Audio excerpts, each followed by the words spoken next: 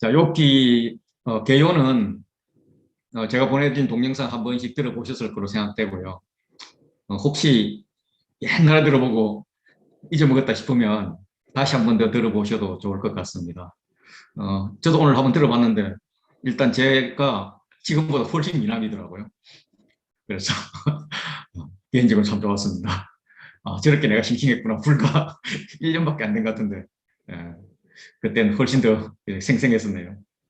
욥기의 구조를 보면 산문과 산문 사이에 시로 되어 있는 ABA 인클루지오 구조입니다.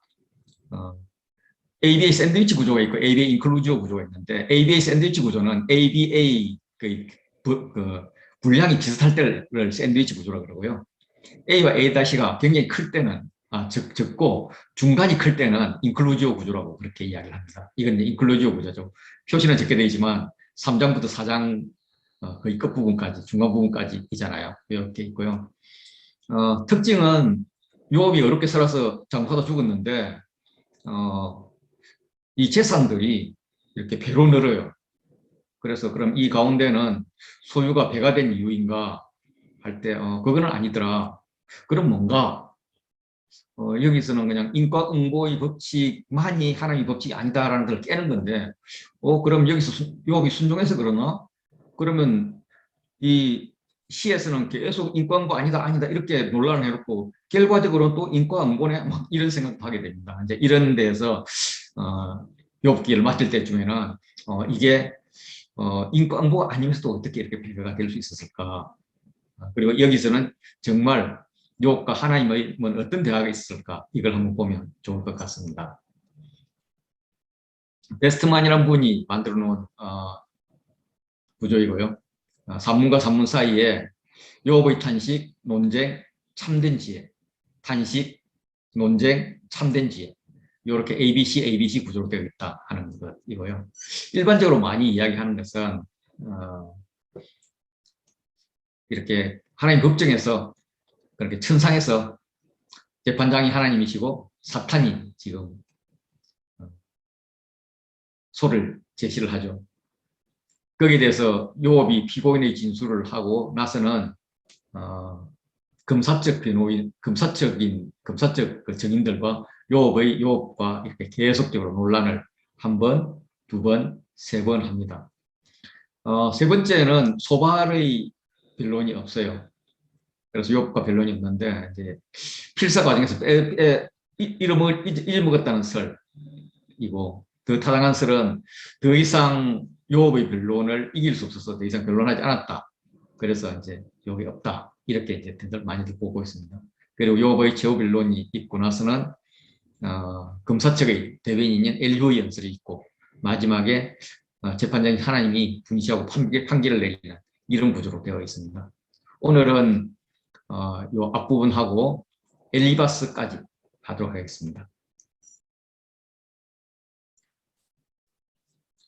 욥기 1장, 2장은 욥의 소개와 욥의 세 친구 소개, 그게 A와 A-이고요. 그 가운데에 욥의 고난이 들어있습니다.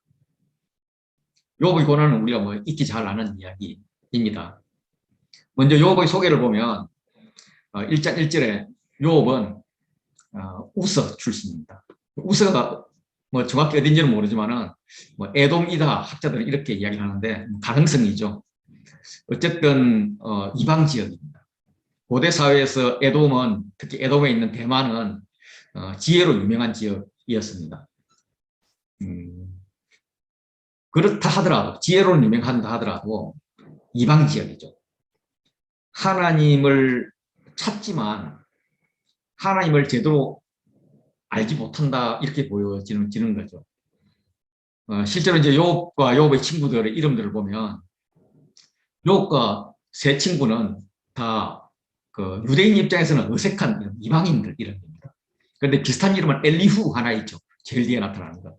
그래서 막 이방인들이 막 싸우는데 뒤에 엘리후가 야, 마, 니네들 뭐 그따위로 하고 있어. 예? 적어도 유대인의 입장에서 들어봐야지 하면서 이야기 한도 별일 없고 그러면서 하나님께서 말씀하시는 이런 쪽으로 가는 것 같은데 어쨌든 하나님을 잘 알지 못하는 자입니다. 객관적인 저희들 입장에서 보면 그렇지만 하나님을 찾는 사람이죠.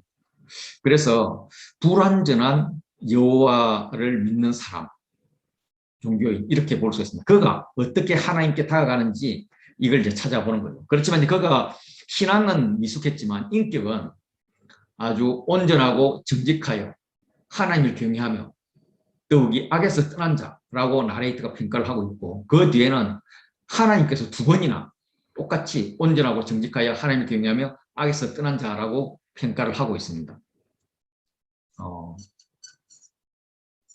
특별히 하나님이 두 번 평가를 해요.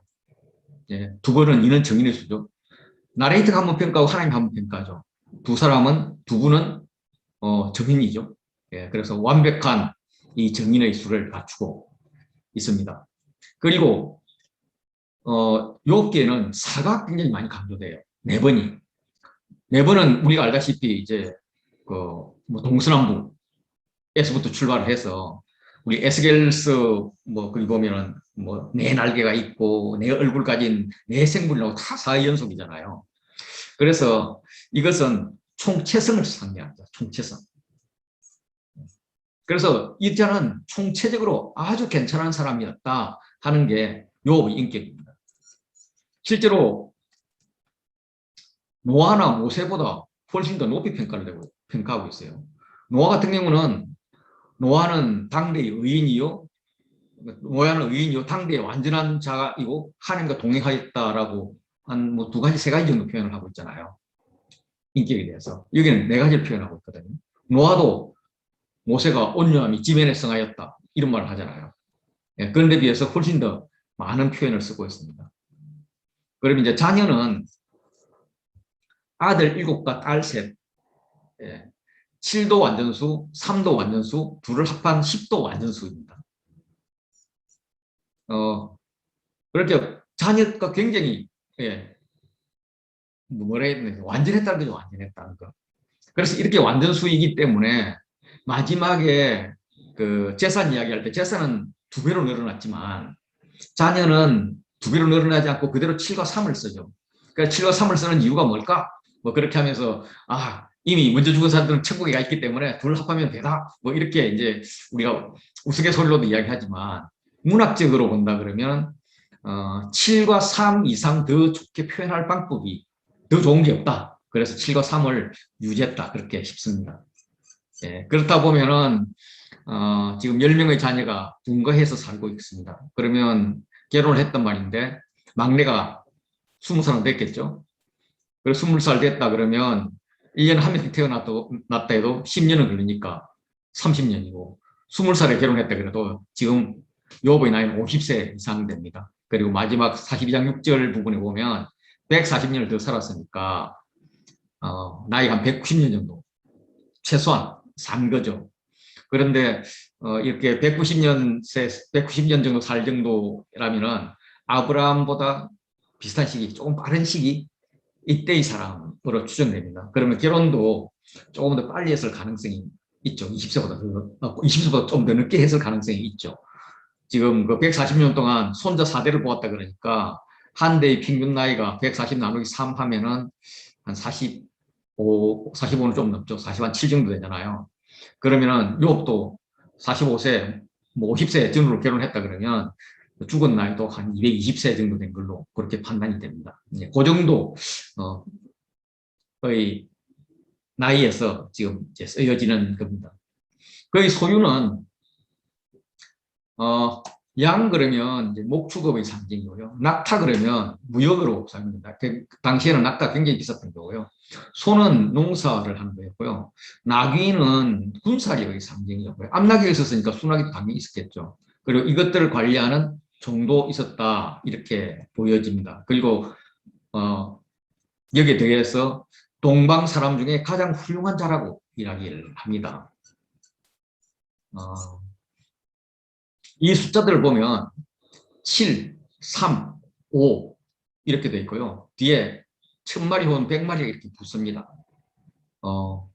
이거는 이제 10 곱하기 10 곱하기 10이잖아요. 예, 그렇게 이제 10 단위로 끊어지는 것은 고대에서 간섭적으로 이 가치를 아주 완벽한 가치다, 높은 가치다 이런 걸 표현할 때 10을 끊어서 사용을 했습니다. 그러니까 이게 무지 이제 재산도 많았던 이런 사람인 거죠. 예. 다방면에서 굉장한 사업을 한 사업가였다. 그리고 당대에 가장 훌륭한 자였다. 훌륭하단 말은 그 가장 큰 자, 가장 위대한 사람이었다. 이렇게 표현을 하죠. 그들의 그의 신앙은 어땠느냐면, 그의 아들들이 자기 생일에 각각 자기 집에서 잔치를 베풀고, 그의 누이 3명도 청하에 함께 먹고 마시더라. 그렇게 이제, 자녀들의 잔치에 누이도 부르는 남녀 평등, 이런 것들을 지금 구현한 사회였고요. 각자의 집을 소유했어요. 그리고 며칠 동안 잔치를 해도 별로 문제가 안 될 정도였습니다. 그래서 이거는 아주 부유한데 거의 왕의 수준으로, 요업은 왕의 수준으로, 이 자녀들은 왕녀의 수준으로, 왕족의 수준으로 이렇게 생활을 한다, 그렇게 볼 수가 있고요. 그렇게 끝나고 나면 요업이 그들을 차례대로 불러다가 잔치 끝내면 요업을 그들을 불러다가 이렇게 성결하게 합니다. 아침 일어나서 가장 중요하게 가장 먼저 우선순위를 가지고 한다는 이야기죠. 그의 명수대로 번제를 드렸다라고 이야기합니다. 요업이 지금 제사장 역할을 하고 있어요. 그래서 아브라함 당시에는 아브라함도 뭐 이삭 이런 야곱도 제사를 이제 그 제사장이 있는 게 아니라 가장이 제사장을 지냈듯이 여기도 가장이 제사장을 지내고 있을 때입니다. 욥의 신앙은 아침에 일어나는 그런 우선순위를 두는 그런 정성의 신앙이었고요. 명수대로 번제를 아주 정확하게 계산을 했던 빠짐없는 꼼꼼한 자였고요. 혹시 내 아들들이 죄를 범하여 마음으로 하나님을 욕되게 하였을까, 이런 걱정과 두려움이 기반이 된 그런 행위 위주의 제사였던 것 같습니다. 실제로 하나님과 내가 이렇게 상하 관계만 되더라도 상관이 아래 사람을 뭐라 할 수 있잖아요. 그러면 적어도 이 부하나 종이라면은 위 어른의 이야기를 알아들을 수 있잖아요. 화가 났구나, 화가 안 났구나. 그런데 여기서는 혹시 범죄하여서 하나님을 욕되게 했을까, 하나님을 저주했을까, 이런 표현인데, 그 정도로 이제 하나님과의 대화는 없고 그냥 인식하는 하나님, 무서운 하나님, 전능하신 하나님, 이 정도만 생각하고 있지 않나 그렇게 싶습니다. 그래서 전통적인 이스라엘의 하나님 신앙하고는 좀 거리가 있습니다. 그러니까 따라서 이제 앞으로 전개될 것은 이렇게 야훼에 대한, 하나님에 대한 편협한 신앙을 가진 이에게 하나님에 대한 관점을 확 넓혀주고 하는 그런 시도가 있습니다. 뭐 우리가 알 필요는 없을 것 같은데, 이 욕되게라는 것은 원본에는 이제 저주라는 표현을 쓴 게 아니라 축복이라는 표현을 썼다고 합니다. 하나님을 차마 저주했다, 욕되게 했다, 이 말을 할 수 없어서 하나님을 축복하였을까 함이라 이렇게 표현을 하고 했다고 합니다. 이런 것들이 이제 1장과 2장에서 계속적으로 나와요. 근데 3장에서는 직접적으로 이제 물론 이제 대상이 하나님은 아니지만 저주라는 단어가 나옵니다. 그 1장, 2장에서는 저주 대신 축복이라는 단어가 나오고 있습니다. 1장 6절부터 2장 10절까지는 욥의 고난인데요. 욥의 고난은 이렇게 A, B, C, D 형태로 2번 진행이 됩니다. 하늘에서 대화가 있습니다. 하나님과 사탄이죠. 자, 이 하늘의 영역은 사람들이, 영적이지 못한 사람들은 모르는 상황이죠. 아마 제가 볼 때 욥은 고난을 당했을 때는 몰랐고 마지막에 그때 하늘에서 내가 모르는 사이에서 이런 이야기가 있었구나 하는 것을 깨우쳤을 것 같아요. 그래서 우리는 지금 이 하늘에서 하나님과 사탄이 대화하는 이야기를 알고 있어서 아래에서 어떤 일이 일어든지를 관찰할 수 있지만 그들은 이제 이걸 모르고 당하는 거예요. 그래서 땅에서 욥이 재난을 당합니다. 거기에 대해서 욥의 태도가 어떻겠나, 그 욥의 태도가 어떻게 평가되나 하는 게 2번 연속 나오는데, 이렇게 이제 반복적으로 나오는 이럴 때는 2개가 이제 같은 패턴이잖아요. 같은 패턴이지만 다른 게 뭔가, 그 다른 것을 찾으면 저자가 하고자 하는 문맥이 나오는 거죠. 원래 이렇게 이제 선지서라든지 이런 그 또 다른 지혜문학 이런 데서는 시가 많이 나오는데 시와 시 사이에 산문이 있다든지 욥기 같이 산문과 산문을 시작하고 가운데 시가 있거든요. 이럴 때는 그 산문은 시를 해석하는 어떤 기반이 됩니다. 그래서 이 부분을 잘 해석을 하면은 앞으로 시에 대한 해석의 근거가 나옵니다. 하늘에서 천상회의가 열립니다. 하루는 하면서 시작을 하죠. 하나님 아들들이 와서 요 앞에 섰고 사탄도 그 가운데 온지라라고 시작을 하잖아요. 그 하루는로 시작하면은 뭔가 기대감도 있지만 불안감이 있습니다. 그래서 하나님 아들들은 천상의 존재를 말하는 문학적 표현이에요. 그래서 천사 정도로 생각을 하면 돼. 그게 구체적으로 누구냐 이런 것은 밝히는 게 뭐 그렇습니다. 소위 천상회의가 지금 있었는데 이 천상회의는 구약에서 여러 군데 나옵니다. 열왕기상에는 미가야 나오고 시편에도 나오고 이사야가 소명받는 장면 그리고 다니엘 이야기 이런 것들로 알 수가 있죠. 특별히 이제 스가랴 같은 경우에는 사탄도 등장을 해요.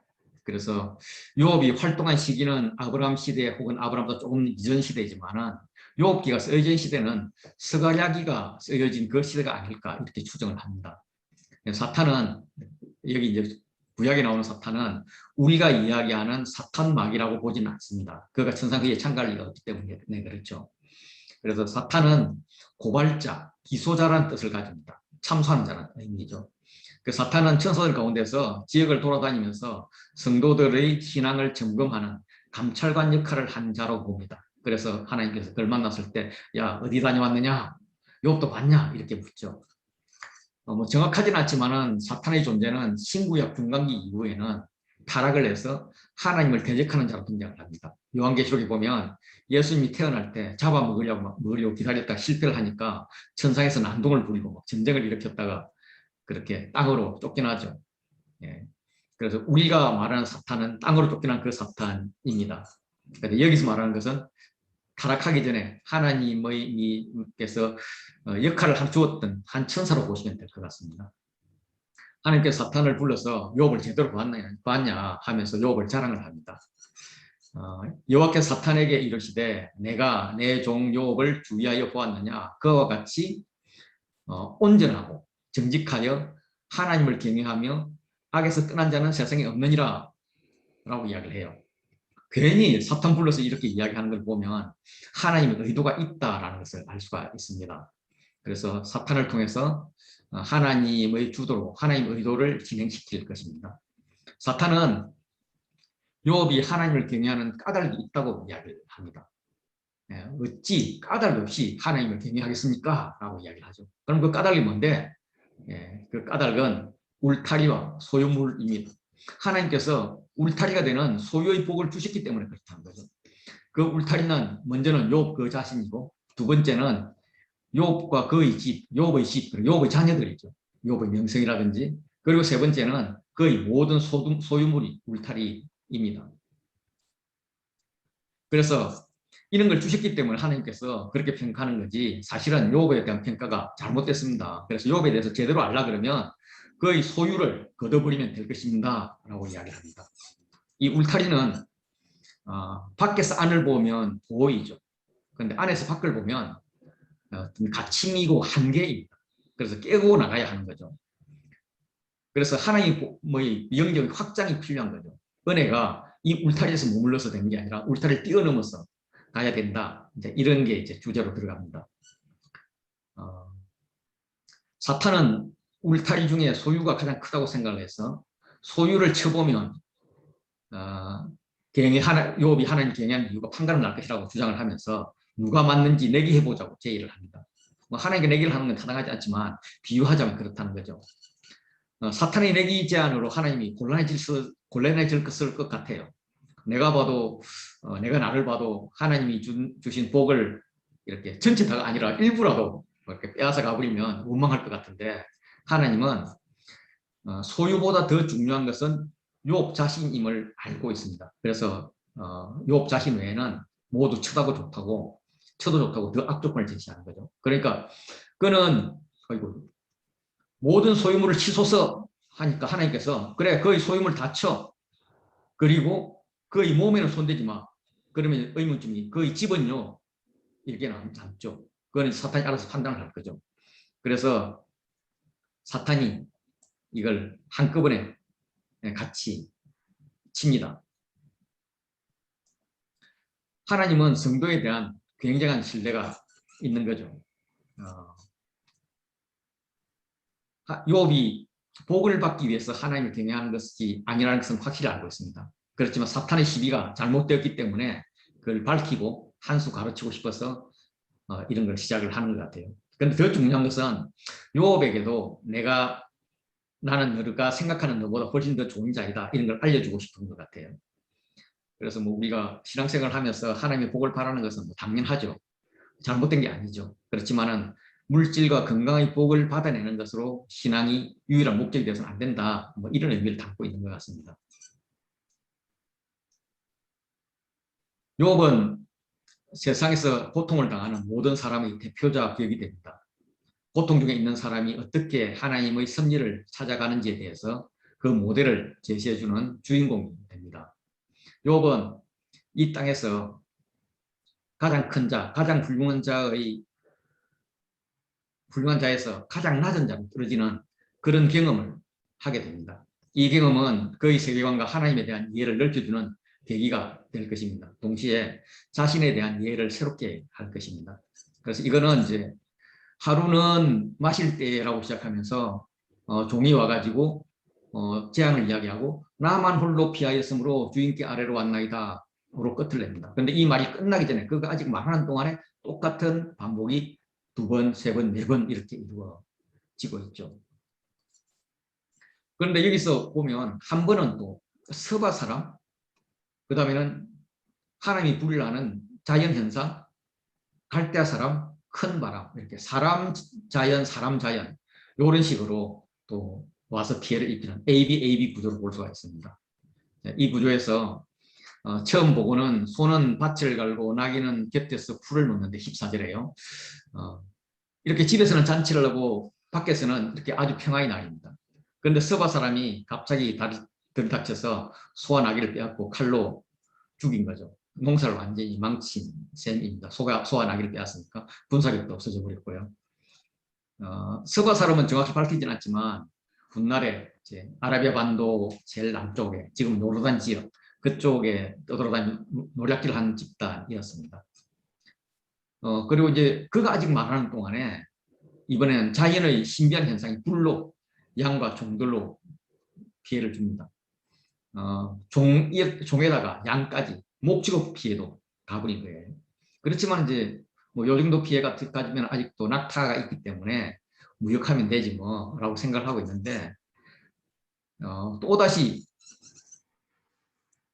그가 말하는 동안에 와가지고 또 피해를 줍니다. 네, 그렇게 해서 무역도 망합니다. 그 소유는 다 날아가 버렸습니다. 그래도 아직 자식들이 있으니까 힘을 모아서 일어서지 뭐 생각할 수 있는데 그가 아직 말하는 동안에 이제 큰 바람이 와서 집을 무너뜨려서 그에 다 깔려 죽게 합니다. 그래서 이제 지금 욥에게 남은 것은 보고하러 온 종 4명 그리고 욥의 아내 이렇게 욥까지 6명만 남았습니다. 이 총체적인 재앙을 통해서 욥의 삶은 총체적으로 망가졌다 이렇게 볼 수가 있죠. 이 상황에서 욥의 태도는 좀 우리가 생각하기에 좀 놀랍습니다. 일어나서 겉옷을 찢고 머리털을 밀고 땅에 엎드려서 예배를 합니다. 5개의 동사로 연결되어 있는데 동사가 많다는 것은 일이 매우 빠른 속도로 진행되었음을 말합니다. 아까 재앙이 굉장히 빠른 속도로 진행되었고 거기에 따라서 욥의 반응도 굉장히 빠른 속도로 진행되었다 이런 거죠. 욥은 재앙을 받으면서 취할 수 있는 가장 겸손한 자세를 취합니다. 아마도 처음에는 혹시 내 아들들이 죄를 범하여 마음으로 하나님을 욕되게 하지 않았을까 이런 걱정이 현실화된 게 아닌가라고 생각을 했을 것입니다. 그래서 그럼에도 불구하고 그의 소유가 하나님께 있음을 고백하는 거죠. 내가 못돼서 알몸으로 나와서 적 알몸으로 돌아갈지다. 알몸이 그리로 돌아갈지다. 주신 이도 여호와시요 거둔 시도 여호와시니 여호와의 이름이 찬송을 받을지다 이렇게 이야기합니다. 이렇게 욥이 찬양을 하니까 사탄의 참소가 사실 무력해져 버렸죠. 하나님께서 욥의 문제를 당장 해결해 주실 수 있지만 더 큰 욥을 기대하고 지금 참고 기다리는 것을 느낄 수가 있습니다. 미안했겠죠, 하나님께서는. 그래서 기대하는 바가 있는 겁니다. 욥의 태도에 대한 평가는 이 모든 일에 욥이 범죄하지 않냐고 하나님을 원망하지도 않는다라고 이야기를 합니다. 저자는 이렇게 평가를 합니다. 이렇게 평가를 하는 이유는 왜 그런가 하면은 이 글을 읽는 자들이 아닌 것 같은데? 라고 생각할 수 있기 때문에 그렇습니다. 사탄의 눈으로 보면 자녀와 재산을 하루아침 잃고 그리고도 저렇게 찬양하면 사람도 아니지. 예, 이런 생각을 할 수가 있겠죠. 그런 눈으로 1장 21절을 보면은 그게 완전히 원망과 한탄이거든요. 그래요, 하나님. 내가 못해서 알몸으로 나왔으니까 이제 본전이네요. 주신이도 여호와시고. 그래, 이제 뭐 거두고 갔으니까 뭐 내가 할 말이 없죠. 그런 여호와께서 찬송 받으세요. 이런 비아냥으로 들릴 수가 있습니다. 이걸 그럼 하나님 어떻게 생각하실까? 물론 이제 미리 나레이트가 표현을 했지만 이제 하나님의 평가를 한번 보면 됩니다. 두 번째 하루는으로 시작을 하면서 하나님 아들들이 와서 여호와 앞에 있었고 이제 첫 번째가 있었고 두 번째 하루는 재앙이 있었고 이제 세 번째 하루는이 되죠. 하루는 다시 여호와 앞에서 섭니다. 서는데 천상회의에 와서 사탄이 여호와 앞에 서는 모습이 처음 때와 두 번째가 달라요. 처음 때는 다른 천사들은 여호와 앞에 섰잖아요. 다른 천사들이 여호와 앞에 섰거든요. 그런데 사탄은 그들 가운데 온지라 그냥 한쪽 구석에 서 있었단 말이에요.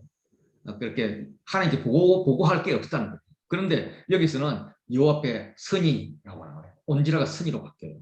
이것은 뭐냐면 사탄도 하나님께 보고할 게 있다, 할 말이 있다라는 거예요. 그래서 죽빛죽빛하던 그 자리에서 이제는 당당히 서는 사탄입니다.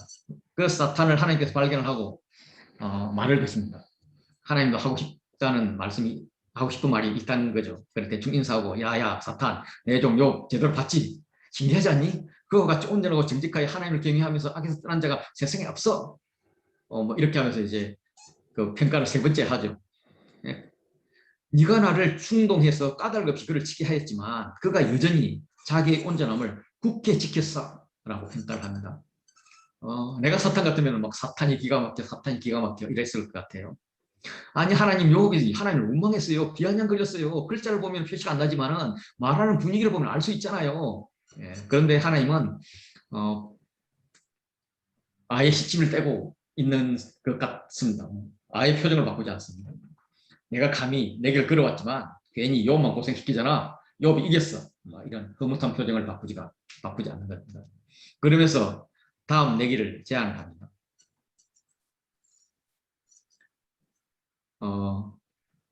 첫 사이클에서는 그의 소유물이 땅에 넘치게 하였던 것이 문제였습니다 했는데 이번에는 가죽으로 가죽을 바꾸니 이렇게 표현을 합니다.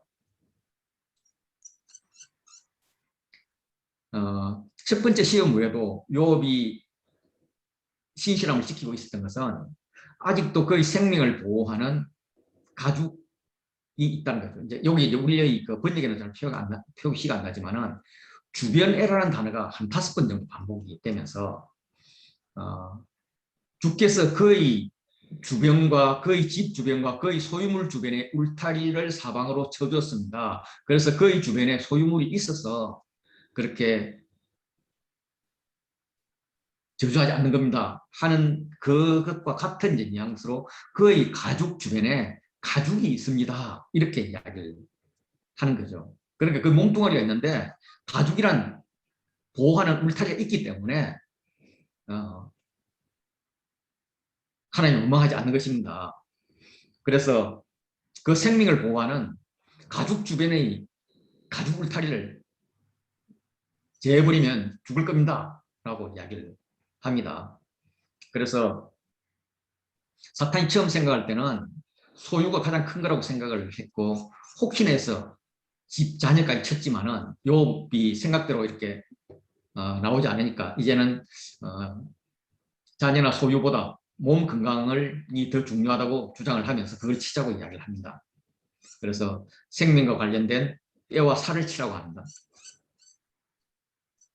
그러면서 두 번째 내기를 제안하는 거죠. 어, 하나님의 믿음은, 사람에 대한 믿음은 대단하십니다. 그는 건강을 쳐도 생명만 있으면 하나님과의 관계가 끊어지지 않을 것이라고 자신하십니다. 나와 욥의 관계는 자녀의 관계가 아니야. 복의 문제가 아니야. 소유와 복의 문제가 아니야. 자녀의 관계야. 이렇게 이야기하는 거죠. 아버지 아들로서 신뢰가 있다는 겁니다. 그래서 사탄에게 내 손에 맡기노라. 다만 그의 생명은 해하지 말라라고 명합니다. 거기에 대해서 욥의 재앙이 일어납니다. 욥의 재앙은 그 앞에는 사탄이 직접 하지 않고 사람과 자연 현상을 통해서 했지만 실제로는 사탄이 욥 앞에서 물러가서 직접 욥을 칩니다. 그래서 발바닥부터 정수리까지 모든 가죽에 종기가 나게 합니다. 사탄도 이제 하나님과의 이제 두 번째 내기이기 때문에 물러설 수 없는 한판이라 생각해서 직접 나선 것 같습니다. 욥은 이 재앙으로 인해서 제 가운데 앉아 있습니다. 아직 여전히 자녀들에 대한 애도가 끝나지 않았단 말이에요. 그리고 질그릇 조각을 가져다가 몸을 긁고 있습니다. 이 질그릇 조각난 질그릇은 자신의 망가진 인생을 상징하는 것 같습니다. 깨어진 삶을 상징하는 것 같습니다. 그걸 가지고 몸을 긁고 있습니다. 그리고 욥의 태도 부분에서는 이번에는 아내가 등장을 해요. 앞에서는 아내가 등장을 안 했거든요. 그 아내가 이르되 당신이 그래도 자기 온전함을 굳게 지키느냐 하나님을 욕하고 죽어라. 그러니까 욥이 그대의 말이 한 어리석은 여자의 말 같도다. 우리가 하나님께 복을 받았은즉 화도 받지 않겠느냐 이렇게 대꾸를 합니다. 여기서 등장하는 아내는 하나님을 저주하고 죽으라고 하는데 이 말에 대해서 욥은 어리석은 여자라고 막 나무를 하는데 이걸 이제 어떻게 해석할 것인가 하는 문제가 있습니다. 일반적인 해석과 실제로 여기에 감정이입을 해서 이 사람들이 감정을 보는 해석을 할 것인가 라는 건데 일반적으로 문자적 해석을 하는 분들은 욥의 아내를 3대 악취 중 하나다 라고 말을 하면서 욥의 아내를 비난합니다. 그런데 이걸 당시 분위기로 보면서 감정의 언어로 해석하면 애절한 아내의 사랑 표현이 됩니다. 그래서 감정의 언어로 해석하는 것이 타당하다라고 이제 많은 학자들이 주장을 하고 저도 그렇게 읽고 있는데 그렇게 주장하는 이유는 70인역을 보면 이 2장 9절 이게 좀 이야기가 깁니다. 읽어보면 시간이 많이 지난 다음 그의 아내가 그에게 말했다. 욥에게 말했다. 언제까지 구원을 소망으로 삼으며 조금만 더 참자라고 버틸 겁니까? 당신에 대한 기억은 이미 이 땅에서 지워졌습니다. 당신은 죽은 사람과 다름없습니다. 당신의 아들들과 딸들에 대한 기억도 이 땅에서 지워졌기 때문에 내가 그 아이를 낳으며 아프고 수고한 것들이 모두 헛되게 되었습니다. 당신은 밤마다 살을 깎아먹는 벌레들과 실험하고 있습니다. 나는 나대로 매일 이곳저곳 이 집 저 집 전전긍긍하며 해가 지기를 기다리고 있습니다. 그래야 나의 수고와 아픔에서 숨을 수 있으니까요. 그러니 이렇게 사느니 차라리 하나님에 대하여 나쁜 말을 하고 죽으십시오. 욕하고 죽으십시오. 이런 표현이죠. 이거는 욥의 아내가 오랜 기간 동안에 괴로워하면서 남편의 모습을 안타까워하면서 그렇게 비참하게 벌레 속에서 구더기 속에서 이렇게 몰락해 가느니 차라리 죽음을 각오하고 하나님께 왜 이러는지 한번 따져나 보시오. 이 착한 양반아 바보같이 맨날 정답 같은 이야기 도덕군자 같은 이야기만 하지 말고 속내를 좀 보여. 누구에게 욕이라도 좀 해봐. 아니 정말 하나님께라도 욕이라도 시끄러워 나면 속이라도 시원하지 않겠소. 이런 이야기죠. 그러면서 이제 말은 욥에게 하지만 사실 하나님께 하소연하는 거죠. 하나님 도대체 내 남편이 뭘 잘못했다고 이러시는 겁니까? 이런 하소연이 아닐까로 저는 읽습니다. 이게 맞다는 증거가 또 뭐가 있느냐면 욥의 아내가 모든 소유와 자식을 잃고 이제 지금 종들 안 보여요. 종들도 도망간 것 같아요. 간 것 같은데 아내는 욥과 같이 있었습니다. 악취가 아니라는 증거가 될 수 있죠. 또 뒤에 42장에 또 이제 10자녀를 낳는데 이걸 이제 어떤 학자들은 다른 아내가 낳은 자녀들일 거다. 이렇게 이야기를 해요. 그렇게 추측도 하지만 다른 아내와 결혼했다는 말이 나오지 않습니다. 그래서 그 안에는 어떤 사람이 있냐면 욥에게 계속 남아있으면서 70인적을 보면 아내는 아내대로 매일 이곳저곳 이 집 저 집을 전전긍긍하며 예, 욥을 이렇게 약도 사주고 밥도 먹이기 위해서 막일을 하고 있다는 거죠. 너무나 지쳐서 해가 지면서 쉴 때가 그때가 제일 편합니다. 이런 이야기를 하는 거죠. 그래서 욥의 모든 울타리들이 제거되었지만 아내가 지금 울타리가 되어주지는 못하지만 그래도 남아있는 것은 돕는 배필이 되어서 남아있다. 이렇게 해석하는 것이 타당할 거라고 생각합니다. 그러니까 그런 이런 아내의 말을 욥이 어느 정도 알아들었겠죠. 그래서 욥이 아내에게 내가 당신을 이해하지 못하는 건 아니지만 그렇다고 막말하지는 마세요. 그동안 우리가 하나님께 받았던 복을 생각하면서 감사합시다. 다시 원위치시켰다고 욕하지 말라고. 그러면서 이제 속으로는 정말 내가 하고 싶은 말을 당신이 해줬어. 정말 나도 하나님께 욕을 하고 싶어. 막 이렇게 하나님께 소리 지르고 싶은 용기가 생긴 게 아닌가 이런 생각을 하게 됩니다. 그리고 욥에 대한 평가가 있는데 이 평가에서 앞에 했던 평가는 욥이 범죄하지 아니하고 하나님을 향하여 원망하지 아니하였다 한 게 첫 번째 평가였다면 이 두 번째 사이클에서는 내용이 조금 달라져요. 모든 일에 욥이 입술로 범죄하지 아니하니라 이렇게 적어놓고 있어요. 그래서 이걸 읽으면 그럼 입술로 범죄했단 말이야? 입술로 범죄했단 말은 안 적어요. 그렇지만은 마음으로는 입술로 범죄하지 않으면 마음으로는 범죄했을 가능성에 대해서 독자들의 상상을 남겨두는 거죠. 그래서 이제 우리는 상상하기를 마음은 부글부글 끓었지만은 감정에 솔직하지 못하고 나름대로 이성적인 신앙을 지키면서 입술로 범죄하지 않으려고 무척 애쓰는 욥의 노력을 보는 거죠.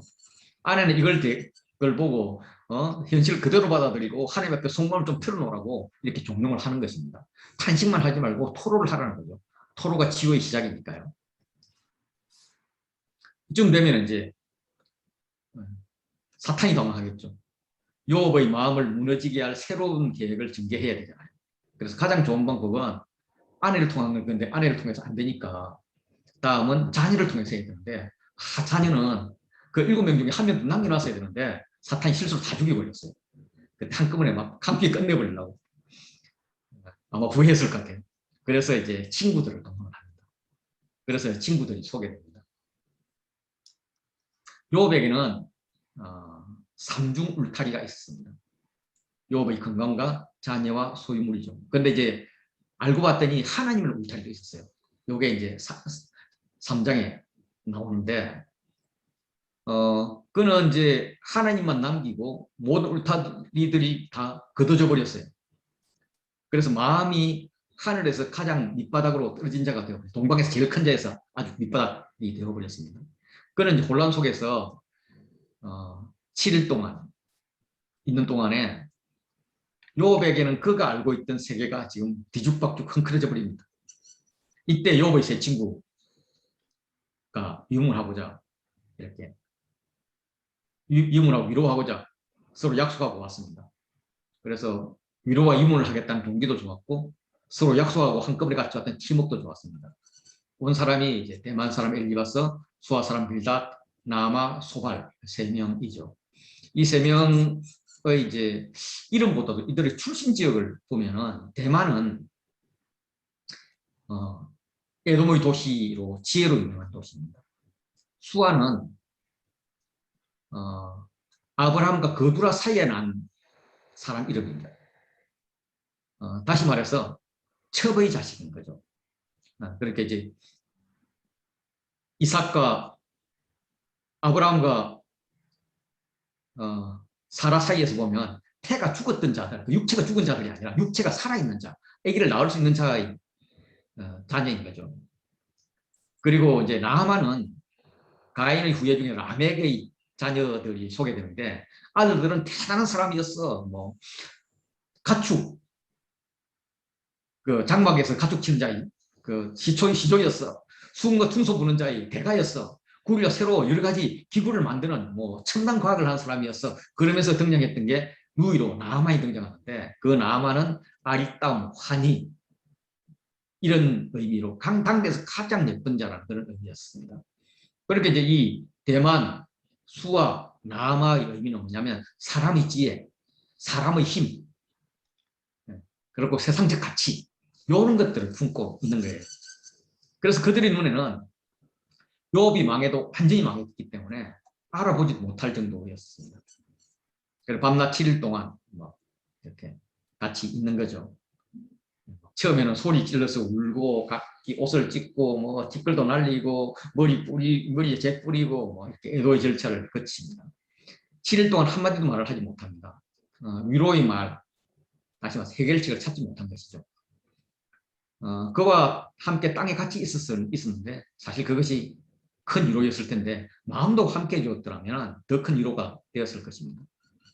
구태여 7일을 왜 이렇게 넣어놓을까? 뭐 완전 수익이기도 하지만은 그 당시 사람들은 죽으면 7일 동안 장례하면서 애도를 했다고 합니다. 그래서 욥이 친구들이 욥을 죽은 사람에 상응하는 그런 애도를 한 것으로 그렇게 봅니다. 그래서 이제는 울타리가 다 걷어져 버리죠. 하나님의 울타리만 빼고요. 그런데 여전히 울타리 속에 있는 친구들이 있습니다. 그 친구들의 울타리는 과거 욥의 자녀나 소유물보다 더 작은 울타리였습니다. 그냥 작은 울타리에 있는 사람과 큰 울타리가 있었는데 걷어져 버리가지고 혼동 속에 있어서 더 큰 울타리가 되어버린 이 사람들 사이에서 이제 대화가 시작을 됩니다. 울타리 안에 있는 친구들의 사고는 창조주 하나님의 성품 중에서 가장 빛나는 것은 공의와 정의이다. 그는 신실하고 의로운 분이다. 그러므로 하나님은 세상을 아름답게 창조하고 난 후에도 세상이 지속적으로 선하게 운행되도록 다스리는 분이다. 주님은 세상의 일을 매우 관심이 있을 뿐만 아니라 세상과 끊을 수 없는 그런 관계를 가진 분이다. 그래서 항상 선을 권하고 악을 배척하신다. 이 원리를 준수하면 축복, 어기면 벌을 내린다. 이런 사상을 갖고 있는 겁니다. 반면에 이제 울타리가 걷어져 버린 욥은 혼란 가운데 있죠. 아니 창조주 하나님이 나를 만들어놔가지고 잘 되는 것 같더니 어느 날 이렇게 확 썰어버리고 못 본 척하는 것은 뭐가 문제가 있다. 마치 그 천재 시계공이 시계를 아주 잘 만들어 놓고 태엽을 감아서 잘 돌아가게 한 다음에 세상에 관심이 없다. 안 그러면 나를 이렇게 내버려 둘 수 있냐? 내가 부르짖어도 대답이 없을 수 있냐? 그러면서 자신이 알고 있던 그 하나님과 지금 경험한 하나님이 너무 다르기 때문에 나를 이렇게 방치할 것 같으면 왜 창조하셨나? 다른 건 그렇다 치고 왜 나를 태어나게 하셨나? 뭐 다른 건 내 관심 없는데 나만 좀 괴롭히지 마. 이런 원망이 있었던 것 같습니다. 그래서 욥은 낙천주의자로 시작을 했는데 고난을 당한 후에는 굉장히 혼란스러운 가운데 낙천주의자로 있습니다. 그런데 친구들과 대화하면서 이제 친구들로부터 모욕당하죠. 모욕당한 낙천주의자가 됐다가 나중에는 막 친구들 말 듣고 붕괴를 합니다. 붕괴한 낙천주의가 되는 그 과정에서 나중에는 뭐 하나님께도 붕괴를 하죠. 그러다가 갑자기 깨달음을 받습니다.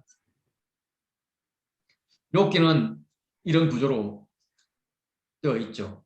세 친구들은 솔루션을 제시하려고 했는데 오히려 그게 욥의 상처에 소금을 뿌리는 계기가 됐습니다. 그래서 욥이 아프다고 하는데 친구들은 아프다는 말을 알아듣지 못합니다. 성기껏 솔루션을 주었는데 더 아프다고 하니까 친구들에게도 상처가 되어서 오히려 친구도 상처받고 욥도 상처받고 그래서 서로 싸우는 이 상황으로 됩니다. 그런데 우리는 천상에서 하나님하고 사탄하고 했던 이야기를 알고 있죠. 그래서 괜히 분위기 만들어가지고 욥이 어려움 당해 하는 것도 알고 있기 때문에 이 상황을 알고 관찰하고 있습니다. 이 상황에서 이제 나는 어떤 입장을 취할 것인가? 나는 내버려둬요. 뭐 그냥 이대로 만족해요. 더 이상 괴롭히지 마세요. 이렇게 생각하는데 혹시 그런 일이 당하면 왜 나를 건드려요 하면서 원망할 것인가? 아니면 하나님 뜻이 있겠죠. 고난도 달가이 받겠습니다. 왜냐하면 이 또한 지나갈 것이기 때문입니다. 그러면서 감사하고 인내할 것인가? 이 두 개 중에서 선택을 해야 된다면 우리는 당연히 후자를 선택할 것입니다. 그런데 이제 부자에서 그냥 감사하고 인내하는 정도에서 끝내서는 안 되고 실제로 그 중에 하나님 뜻이 뭔가, 하나님 의도가 뭔가를 찾아야 되는 거죠. 하나님 뜻은 야, 너 울타리는 커. 눈에 보이는 것만이 너의 세계가 아니야. 그래서 믿음과 소망의 세계를 봐. 문제 너머의 세계를 보란 말이야. 너는 문제보다 더 큰 자야. 문제 위에 올라설 수가 있는 자야. 문제를 무시할 수도 있고 문제를 기회로 만들 수도 있는 자야. 사탄은 문제를 통해서 고난을 통해서 너를 실족하려 하지만은 너는 고난을 버텨내고 문제보다 더 큰 너를 발견하고 사탄의 계계를 파악을 하고 하나님을 더 알아가길 원해. 이런 메시지가 있는 거죠. 이런 감을 가지고 이제 욥과 친구들의 대화를 봅니다. 이걸 볼 때는 표면적으로 볼 때는 욥의 말은 좀 이상하고 친구들의 말은 괜찮은 말 같아요. 그런데 이제 우리가 안경을 끼고 봐야죠. 욥기를 보는 안경. 그래서 욥의 말은 지금 아프기 때문에 지르는 소리지만 맞는 말이야. 빌다스나 엘리바스나 소발의 이야기는 이게 맞는 말 같지만 문제가 있는 말이야. 이렇게 보는데 이걸 보는 것을 뭐 오페라로 보느냐, 뭐 욥이 노래하고 빌다시 노래 이런 걸로 보느냐, 오페라 대본으로 보느냐, 아니면 뭐 내기하는 관계나 영적 전쟁으로 보느냐, 뭐 이런 여러 가지 분석이 있는데 지금까지는 법정 소송으로 보는 것이 그 재판장에서 재판하는 것을 보는 것이 가장 그래도 좋은 해결책이다 이렇게 이해하는 게 가장 좋다 이렇게 보고 있습니다. 그래서 이런 변론들을 통해서 욥은 점점 성장하는 게 보이고요. 친구들은 그대로 있는 게 보입니다. 마지막 최후 변론자로 나타나는 엘리후는 이스라엘의 이름을 가졌지만 역시 똑같아. 이방인들은 똑같아. 하나님 관점에서. 그리고 이제 마지막에 하나님께서 분칠을 하고 판결을 내리시는 것으로 이렇게 끝이 납니다. 우리가 이걸 볼 때 가져야 될 안경은 하나님께서 욥을 평가할 때 욥은 온전하고 정직하고 하늘을 경외하는 자, 악에서 떠난 자이다 하는 안경을 그대로 갖고 있어야 되고요. 또 42장 7절에 가면은 여호와께서 욥에게 말씀하신 게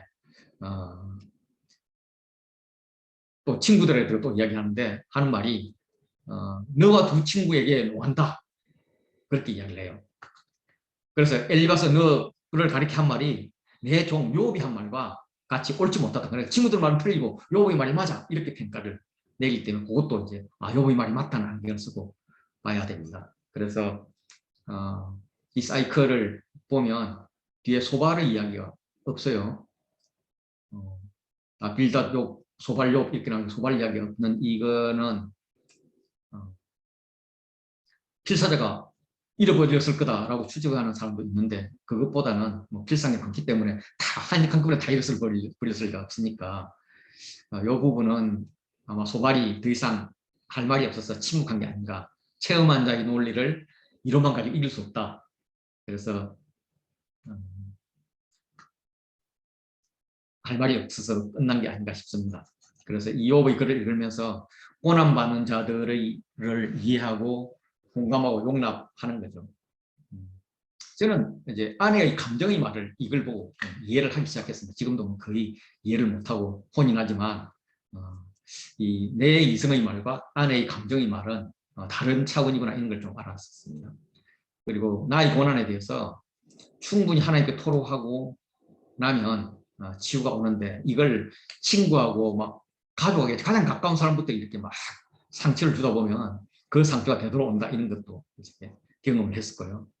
그리고 또 하나님께 토로할 때도 너무 심하게 막 나가다 보면 하나님께서 회복시켜 주잖아요. 좀 더 낫게 해주잖아요. 그때 되면 하나님께 되게 민망하죠.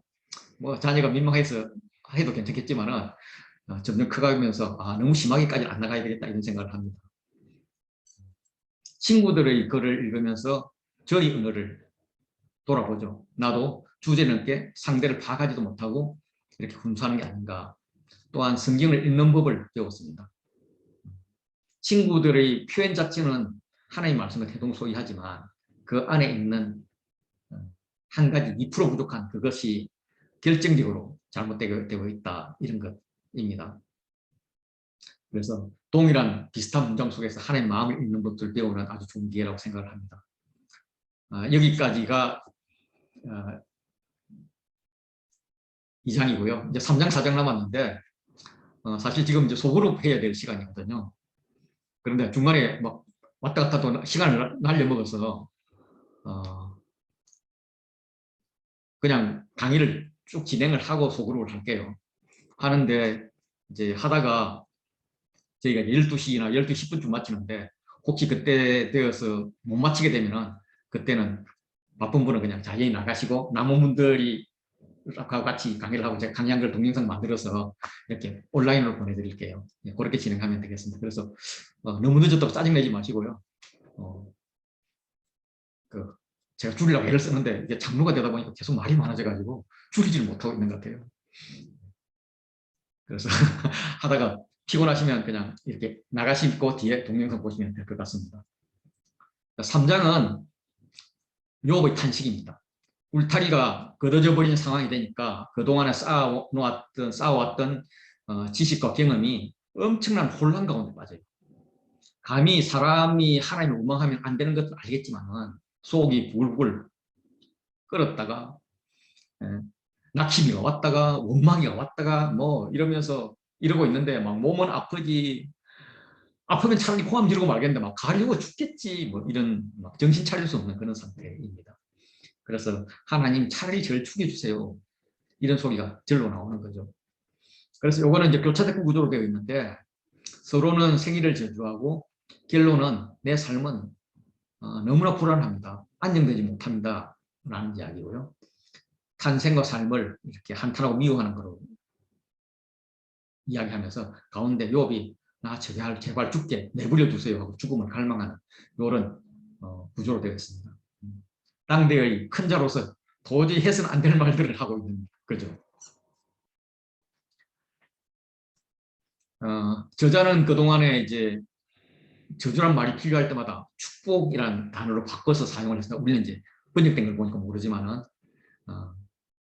저주의 대상이 하나님이었기 때문에 차마 사람이 하나님 저주한다는 말을 쓰기 어려워서 완곡어법으로 표현했다고 하는데 이제부터는 대상이 자기 생일이니까 사실 이 생일의 시작도 하나님인데 하나님보다 조금 멀리 왔으니까 막 이제 저주라는 단어를 함부로 사용을 합니다. 욥이 이제 자기 생을 저주하는데 이 저주하는 욥은 1장, 2장에서 나오는 욥과 너무 다릅니다. 너무 다르기 때문에 옛날에 많은 사람들은 욥의 이야기를 원래 1장하고 42장 뒷부분만 있었는데 1, 2장하고 그 사이에 있는 시부분은 다른 이야기를 갖다 끼워 넣어 놓은 거다. 뭐 이렇게 이야기를 하기도 했습니다. 그런데 이제 우리가 생각하면서 읽어야 될 것은 배경, 특히 욥이 가지고 있는 한계를 가지고 이제 읽어야 되는 거죠. 욥은 뭐 사람이기 때문에 원래 한계가 있겠지만은 이방인 출신이었다가 울타리가 하나, 둘, 셋, 네 개가 있었습니다. 네 개가 있었는데 그것을 하나씩 깨어져 버린 거죠. 그래서 이제는 하나님이라는 울타리만 남아 있는 거예요. 이렇게 하나님께서 울타리를 제거한 것은 그동안에 보지 못했던 울타리 너머의 것을 보라는 기회를 준 것인데 욥은 여전히 눈으로 보는 것만 보고 있는 것입니다. 그래서 이제 죽음을 오히려 미워하는데 자기 입장에서는 그냥 죽음과 무덤이 일치된 거죠. 무덤이면 보이잖아요. 죽음은 안 보이지만 죽음 이후의 세계는 안 보이지만 그래서 천상에서 어떻게 일이 돌아갔는지도 모르고 죽음의 세계에도 어떤 일이 있는지 모르고 상상은 되겠지만 그런데 죽음 그 자체를 통해서 무덤에 갇힌 걸 보면 무덤에 들어간 걸 보면 너도 죽고 나도 죽고 왕도 죽고 종도 죽고 다 죽는 건 마찬가지예요. 그래서 현재 욥이 처해 있는 자신의 어려운 삶과 무덤에 있는 죽은 자들을 비교하면 차라리 죽음이 훨씬 낫겠다. 이런 표현을 지금 하고 있는 겁니다. 그러면서 시작을 이렇게 하죠. 내가 난 날이 멸망하였더라면 좋았을 것을. 그 전에 사나이를 되었다 하던 그 밤에 멸망하였더라면 더 좋았을 것을. 이런 식의 표현을 합니다. 생일은 그가 창조되었음을 말합니다. 욥은 창조주 하나님의 창조 언어를 그대로 사용을 하면서 창조의 반대는 역창조로 이야기합니다. 뭐 창조원 같으면 이제 창세기 1장 3절에 빛이 있으라 뭐 이렇게 시작하잖아요. 그런데 욥기 1장 4절은 그 날이 깜깜하였더라면 빛도 그 날을 비추지 아니하였더라면 요걸 이제 번역해서 그렇지 원어로 보면 어둠이 있으라 이런 표현이에요. 빛이 있지 말았으면 이런 이야기죠. 그렇게 역창조를 이야기하면서 생일을 완벽하게 저주를 하는데 날이라는 단어가 7번 들어가고요. 밤이라는 단어가 7번 들어갑니다. 그래서 생일의 밤과 낮을 완벽하게 저주하고 있습니다. 그만큼 현재의 삶이 경험하고 싶지 않은 그런 아픔, 그런 괴로움이라는 이야기죠. 차라리 태어나지 않았으면 이 꼬라지 안 봤을 텐데 이렇게 당하지 않았을 텐데 왜 내는 태어나가지고 왜 나의 부모는 나를 낳아가지고 이런 분위기입니다. 3장 8절 보면 나를 저주하는 자들 곧 미워의 야단을 시키기에 익숙한 자들이 그 밤을 저주하였더라면 이라고 이야기합니다.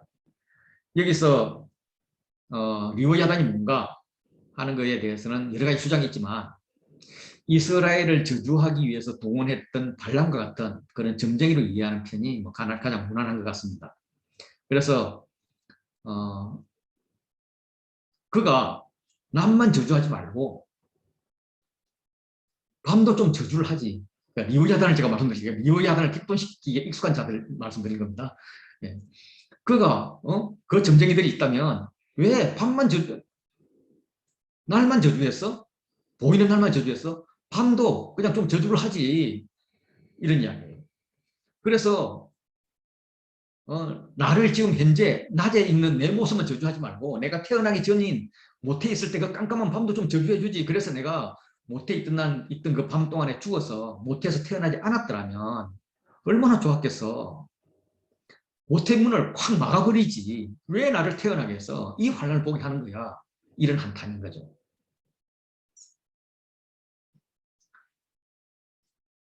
욥은 창조 세계를 부정할 뿐만 아니라 죽음의 세계를 갈망합니다. 어찌하여 이러면서 그가 왜 나를 죽이지 않고 태어나게 했는지, 왜 태어났을 때 숨을 쉬었는지, 누군가 나를 받았는지, 왜 저들 먹어서 목숨이 살아있는지 그냥 너도 잘못 나도 잘못 막 이렇게 탄식을 하고 있습니다. 그런데 어쩔 수 없이 태어났다면 가능한 한 빨리 죽었어야 되는데 지금이라도 가능한 한 빨리 죽고 싶은데 죽지 못하고 있다. 빨리 죽고 싶다는 이야기죠. 그래서 욥의 눈에 보이는 죽음의 세계는 고통이 끝나고 쉼과 안식이 있을 것이라고 그렇게 상상을 하는 거예요. 욥에게 보이는 죽음의 세계는 불의와 차별이 없이 공평하다는 거예요. 임금, 모사, 부자, 고관 그런 자가 죽었다. 낙태되어 묻힌 아이가 죽었다. 감독자이든 큰 자이든 작은 자이든 종이든 상대이든 모두 죽어 있는 그것은 그야말로 쉼과 평안이라는 거예요. 나도 죽었더라면 평안히 누워서 자고 쉬고 있을 것이다. 내가 부러워하는 세상 인민들과 모사들과 함께 있었을 것이다. 예. 검은 이게 집에 가득한 그런 공안들과 함께 있었을 거다. 예. 여기서 세상 임금들이 일으킨 것을 사실 이제 건축물인데 세상 임금들은 이제 업적을 건축물로 세우는 건데 폐허라고 얘기합니다. 죽고 나서 보면은 모든 게 다 폐허라는 거죠. 괜히 낮에 폐허를 만들지 말고 어차피 없어질 거 만들지 말고 그냥 죽어서 편히 쉬는 게 좋지 않겠나 이런 표현인 거죠. 낙태되어 태어나 보지도 못하고 죽은 아이가 차라리 부럽다고 이야기합니다. 왜냐하면 지금 고통을 겪지 않아도 되니까. 또 그 죽음의 세계에는 악한 자가 더 이상 사고치는 일도 없을 거니까 나도 세상을 걱정하지 않고 쉼을 얻을 수 있을 것이다. 이렇게 이야기합니다. 갇힌 자는 전쟁 포로입니다. 전쟁 포로는 강제 노동의 동원이 되죠. 그런데 그가 죽으면 더 이상 그를 꾸짖으며 호통치는 감독자도 없을 거라는 겁니다. 예. 간섭하는 그런 상전도 그냥 누워 있을 뿐이라는 거죠. 종에게는 해방이 있다는 거죠. 평안이 있다는 거죠. 욥에게는 죽음이 이 땅에서 가지고 있는 이 모든 고통들을 해방시켜주는 마법이 되는 겁니다. 그만큼 삶이 고달프다는 이야기죠. 그래서 이런 고통에서 멈추는 것만도 그에게는 복음이라고 생각이 드는 겁니다. 아마 자살을 하는 사람은 이런 생각을 하는 것 같아요. 그러나 육체의 고통과 고민을 멈추는 것만으로는 결코 복음이 될 수가 없다는 것은 우리가 알고 있는 거죠. 영원한 생명을 찾아야 한다. 영원한 생명의 길을 찾아야 된다. 이런 것들을 우리가 생각해 볼 수가 있습니다. 3장 20절부터는 삶을 미워한다. 욥에게 고난당한 자에게 빛을 주고 마음이 아픈 자에게 생명을 주는 것은 자신과 같은 자에게 오히려 잔인한 고통이었다는 겁니다. 어찌하여 이 고난당하는 자에게 빛을 주셨는가? 어찌하여 이렇게 죽기가 어려운가? 죽으려 해도 죽지 못하니까 정말 별의별 수를 다 써본다 이런 거죠. 그래서 어떻게 표현하냐면 이 죽기를 애쓰는 것이 땅을 파고 보배를 찾는 도굴꾼 이미지로 이렇게 설명을 합니다. 도굴꾼은 죽은 자들과 함께 묻힌 보물을 찾기 위해서 무덤을 막 뒤집니다. 보물이 있는 무덤을 발견하면 너무나 기쁘다는 거죠. 그래서 죽고 싶은 욥도 죽을 무덤을 찾는데 무덤을 막 찾는데 죽을 무덤을 찾으면 너무나 기쁘고 즐거워한다는 거죠. 이런 표현을 막 쓰고 있으면서 무덤을 찾는 것이 보배를 발견하는 것보다 더 기쁜 거야. 지금 이렇게 이야기합니다. 그래서 하나님께서 천지창조를 하면서 좋았더라. 힘이 좋았더라. 뭐 이렇게 표현하는데 죽을 수 있는 것이 힘이 좋은 거야 라고 거꾸로 이야기를 하는 거죠. 이제 그 3대 거짓말 중에서 뭐 3가지가 있는데 그 중에 하나가 노인이 빨리 죽고 싶다는 이야기잖아요. 저도 최근에 이제 아버님 치매가 갑자기 오고 아내와 나 건강이 이렇게 갑자기 위험해지는 것을 느끼면서 야 이렇게 가지고 100세까지 어떻게 살지? 끔찍한 생각이 들죠. 그런데 살라고 이렇게 발버둥치고 있는 나를 보면 나 순 거짓말을 생각도 거짓말 말도 거짓말이구나 이런 생각이 합니다. 지금 욥도 죽고 싶겠죠. 그렇지만 사실 더 살고 싶은 마음이 더 강하기 때문에 죽고 싶다고 노래를 하는 거죠.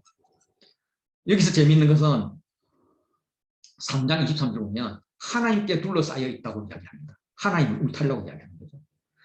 욥은 그를 둘러싸고 있던 소유의 울타리, 자녀의 울타리, 그리고 건강의 울타리가 치워졌는데 보니까 하나님의 울타리가 있는 거예요. 그러면 우리 같으면 얼마나 감사한 일이에요. 그런데 하나님의 울타리는 죽고자 하는 자에게 죽지 못하도록 보호하는 그건데 자신은 너무 괴롭다는 거예요. 왜 죽지 못하게 하고 빛을 주시고 괴로움에 깨어있게 하는지 원망이 되는 거예요. 욥은 자신의 유일한 소망의 언덕이라고 볼 수 있는 하나님이라는 울타리, 그 울타리를 고통의 원인으로 보고 있습니다. 삶과 죽음을 정반대로 이해하고 있죠. 그래서 이걸 딱 보면 야, 욥 너 참 고생하겠구나. 참 오랫동안 고생하겠구나. 길이 아득하구나. 이런 생각을 하게 됩니다. 40장까지 굉장히 긴 길을 지금 욥은 걷게 됩니다. 그러면서 결론은 그 삶의 두려움과 불안을 이야기합니다. 나는 음식 앞에서도 탄식하며 고대 사회에서는 맛있는 음식을 먹는 것이 즐거움의 낙중 가장 큰 거였죠. 그런데 음식 앞에서도 고통의 연속이라는 거죠. 음식 맛을 알지도 못하고 그 먹어야 하는 것이 괴로운 거죠. 앓는 소리는 물이 쏟아지는 소리, 폭포수 소리 같이 크다는 겁니다. 고통 쉬는 소리가 폭포수 소리 같구나 이런 이야기죠.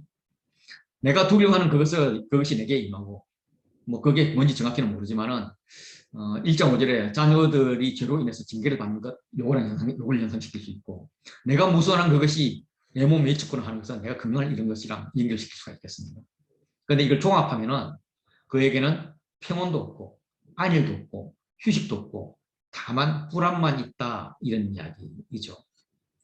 세번역에서는 내게는 평화도 없고 안정도 없고 안식마저 사라졌고 두려움만 있다. 불안 두려움이 몰려온다는 이야기죠. 울타리가 벗겨진 그는 혼돈의 극치를 달리면서 하나님 울타리마저 저거라도 없으면 내가 죽을 텐데 왜 하나님 나를 죽지를 못하게 하시지? 이렇게 원망하고 있는 겁니다. 2장까지 참 잘 나가던 욥이 3장에 왜 갑자기 이렇게 망가진 모습으로 나올까? 이렇게 막 나가는 사람에게 무엇을 기대할 수 있을까? 이거는 이제 예레미야서를 읽으면 좀 도움이 돼요. 예레미야서 20장을 읽으면 생일을 저주하는 게 나옵니다.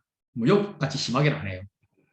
이게 이제 좀 앞에서부터 보면은 바수올이 선지자 예레미야의 예언을 듣고 막 예레미야를 때립니다. 때리면서 고랑에 채워두었다가 다음날 풀어줍니다. 그래서 이제 다음에 나오는 말씀이 하나님께서 나를 속이셨습니다. 하나님께서 나를 조롱받게 했습니다. 내가 하나님께 속았습니다. 이런 말을 합니다. 마치 어떤 여자가 남자에게 유혹돼서 이렇게 성적 폭행을 당한 후에 막 따지는 그런 이미지로 이야기를 합니다. 이게 이제 이성의 말은 아니죠. 감정의 말이죠. 예레미야 마음은 또 예레미야의 가정은 이렇게 상해 있다는 말입니다. 어른들이 매를 맞던 것이 최고의 수치였던 시절에 선지자가 매를 맞았으니까, 그것도 하나님의 말씀을 전하다가 매를 맞았으니까, 그러면 백성이라도 자기 말을 들어주면은 죽의 고난을 여기면서 기뻐할 텐데, 백성들도 여호와의 말씀을 생각하기는커녕 자신을 조롱하고, 그래서 선지자로서의 보름도 전혀 없습니다. 그래서 그 아픔을 가지고 하나님께 나가서 토로를 하는 거죠. 이 토로를 통해서 자신의 감정을 삭히고 정리하는 겁니다. 그런데 그것이 조금 시간이 지나면 어떻게 바뀌느냐 하면, 여호와께 노래하리라, 여호와를 찬양하라, 하나의 구원을 찬양하라, 이렇게 한다는 거죠.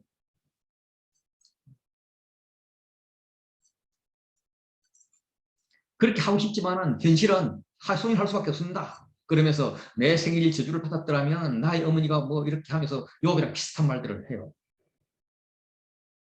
뭐 이렇게 탄식하는 것을 문자적으로 보면 선지자의 직위 해제가 뿐만 아니라 신성모독죄까지 이렇게 적용해서 바로 지옥을 보내야 될 건데, 하나님은 예레미야의 아파하는 것을 그대로 받아들이시죠. 아마 공감해 주시는 것 같아요.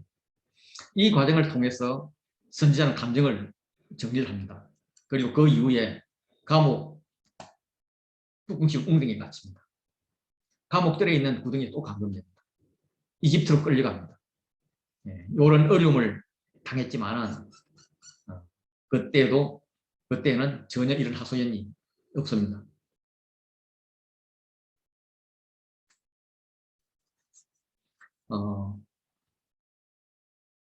하나님이 고난의 길로 이끌었음에 대해서 처음에는 항의하고 절망하고 그랬지만은 그의 탄식을 통해서, 토로를 통해서 고백하고 다시 일어서는 거죠. 일어선 후에는 더 큰 어려움이 오더라도 다시 이렇게 나락으로 들어가는 그런 감정을 표출하지 않습니다. 소위 말해서 굉장히 힘겨운 그런 믿음이었지만은 결국 그게 힘으로 드러나는 그런 힘 있는 믿음이 된 거죠. 욥도 이런 믿음을 향해서 나갈 것이다, 이런 것을 우리가 기대합니다. 욥이 잔치 가운데 있었죠. 그리고 잿더미 위에 있다가 나중에 친구들 앞에서 절규를 하는데, 이걸 보는 하나님께서 어떻게 생각하실까, 이걸 한번 상상해 보면, 욥이 잔치를 할 때는 아유, 녀석 여전히 점만 쳤네, 먹으려면 되네, 잔치하고 나서 혹시 또 잘못했을까 봐 제사 지내, 뭐 이렇게 아주 답답한 어린아이로 봤을 겁니다. 잿더미 위에서 주신이도 하나님이시오 막 이렇게 막 입술로 욕을 하지 않으려고 이렇게 애를 쓰고 있을 때는, 아유 답답하, 정답만 이야기하지 말고 아프면 좀 아프다고 이야기 좀 해봐, 뭐 이런 하는 마음일 겁니다. 근데 욥이 절규를 합니다. 욥이 절규를 하는데도 이걸 직접적으로 하지 않고요, 3장에 보면 비스무리하게 하는데 하나님을 원망하지만 하나님을 원망하는 게 잘 안 보이죠. 그러면 하나님께서 이런 말을 하죠. 야, 이 녀석아, 절규를 하려면 하나님께 돌직구를 날려야지. 그게 뭐냐? 처음에 뭐 하나님께서 돌아보지 않으셨더라면 하면서 막 시작을 하더니 바로 그냥 자신을 핑계하고 부모를 핑계하고, 왜 자신을 핑계하면서 비밀 보냐? 하나님이 직접 해. 뭐 이런, 친구들 괴롭히지 말고, 아내 괴롭히지 말고 직접 해. 이렇게 이야기를 합니다. 하나님께서 이런 말을 욥에게 해주고 싶죠. 그런데 하나님께서 너무 미안하고 안쓰러워서 말을 못하고 지키만 보고 있는 거죠. 그러면서 속으로는 욥이 깨우치기를 원하는 거죠. 성장하기를 원하신 하나님. 우리가 하나님의 부재 속에서 느낄 수 있는 하나님은 나를 성장시키는 하나님. 나를 지키시는 하나님을 느낄 수가 있는 겁니다. 4장 5장으로 가면 4장 5장은 이렇게 교차되고 구조로 되어 있습니다. 시작과 끝이 있고요. 군면이 나옵니다. 그리고 이제 하나님 인간 대하심이 나오고요. 가운데 엘리바스가 영적 체험을 통해서 자기가 나름대로 진리를 이야기합니다. 먼저 이제 4장을 보겠는데요. 욥의 그런 이제 지금 혼돈스러운 그런 세계관에서 나오는 그 고통의 소리에 친구들이 깜짝 놀라요. 우와, 욥 저 큰일 났어. 지금 저를 바로 잡아주지 않으면 욥이 더욱더 저주를 받다가 지옥 갈 거예요. 이래서 한마디를 하고 싶은 거죠.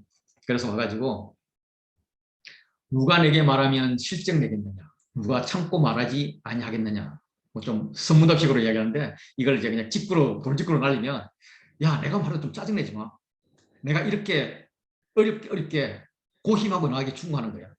내가 이런 말 하고 싶지 않은데 너를 위해서는 하지 않을 수가 없어. 이렇게 시작을 합니다. 그러면서 보라! 정신 차리란 말이죠. 전에는 내가 여러 사람에게 훈계했고 손이 늘어진 자를 강하게 하였고 넘어진 자를 말로 붙여주었고 붙들어 주었고 무릎이 강한 자를 강하게 하였어. 과거에는 네가 어려운 사람들을 이렇게 붙들어 준 사람이야. 그래서 그것들이 강해져서 더욱더 발전하게 해줬어. 강하게 두 번 나오는 거죠. 이제 손이 늘어진 자, 무릎이 약해진 자, 이제 그림언어로 실족한 자를, 어려운 자를 이야기를 하는 거죠. 뭐 병들었 자, 든 자, 이런 것이겠죠. 그런데 이제는 이 일이 내게 닥치니까, 네가 이 일을 당하니까 너가 힘들어하고 놀라기만 하네? 자신의 일에는 속중무책이네? 왜 너는 이렇게 가르쳐놓고 가르친 대로 는 하지 못하냐? 내가 하나님을 경외한다며, 내가 하나님 나라를 소망한다며, 그럼 하나님을 경외하고 인정한다면 회개해야 되는 거고, 그리고 소망을 붙들어야지. 안 그래요? 욥 장로 뭐 이렇게 표현하는 것 같습니다. 4장 7절에 가면 생각해보라 라고 시작을 하면서 욥의 동의를 구합니다. 죄 없이 망한 자가 누군가? 정직한 자 중에 망한 자가 있는가? 공심도 콩나고 파심도 판다, 이런 말이죠. 인과응보에 기초한 확고한 세계관이 지금 표출되고 있습니다. 불의한 자는 다 하나님 입김, 콧김, 그 가운데 사라지는 거잖아. 자의 세계에서는 가장 강하다는 사자도 하나님 앞에서는 소용이 없지. 자, 사자의 우는 소리, 젊은 사자의 소리가 그쳤어. 어린 사자는 이가 부러졌어. 사자는 사냥할 것이 없어 죽기를 기다리고 암사자의 새끼도 흩어져. 그렇게 강하다는 사자도 그런데 하물며 사람. 생각해봐. 인과응보, 이건 불변의 진리잖아. 그런 관점에서 생각을 해보면 아무리 생각해봐도 자네가 이렇게 고통을 받는 것은 우리가 모르는 자네가 숨기고 있는 죄가 있는 것 같아. 그러니까 당신이 이제라도 발각되었으니까 숨김없이 회개하는 게 좋지 않을까? 이렇게 이야기하는 거죠. 욥의 표정이 어땠을까요? 아파 죽겠는데 막 산채 소금 뿌리니까 이것이 이렇게 이런 표정을 짓지 않았겠습니까? 그런데 엘리바스는 나름대로 좋은 이야기를 해줬거든요. 아니 이렇게 좋은 이야기를 해주는데도 얘가 못 알아들어? 이야, 그러면 어떻게 해야지? 그리고 이제 고민하면서 다음 이야기를 시작을 합니다. 엘리바스가 그가 꿈에서 본 환상을 소개합니다. 영적인 척 하는 거죠. 고대 사람들은 신들이 인간에게 계시할 일이 있으면 주로 꿈으로 한다고 생각을 했습니다. 신들이 주는 꿈은 아무나 꿀 수 있는 것이 아니라 특별한 은총을 입은 사람만이 할 수 있다고 이렇게 생각을 했습니다. 그래서 그 영적 체험은 자신이 신과 특별한 관계를 유지하고 있다는 그런 이제 증거이자 그런 자랑인 거죠. 아브라함도 보면 그 쪼갱고기 사이를 지나가는 그런 횃불 언약을 맺을 때 보면 해질 때 아브라함에게 깊은 잠이 임하고 이렇게 하잖아요. 그래서 지금 엘리바스가 아브라함과 같은 잠들었던 체험을 이야기합니다. 두려움과 떨림,